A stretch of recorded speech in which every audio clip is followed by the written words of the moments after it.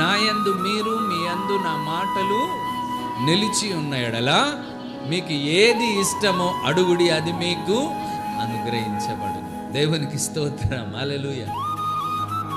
ఆయన యందు మన యందు ఆయన మాటలు ఉన్నప్పుడు మనము ఆయనను ఏది అడిగితే అది ఆయన ద్వారా మనకు అనుగ్రహించబడుతుంది, ఇవ్వబడుతుంది. మనం వాక్యానికి విరోధంగా ఉండి నడుస్తాం కనుక ఆయన ద్వారా మనం ఏమీ కూడా పొందుకోలేకపోతాం. మనం దేవునిలో ఉండం, దేవుని వాక్యం మనలో ఉండదు. కొంతమంది ఆ విధంగా ఉండి అడుగుతారు, పొందుకోరు కదా.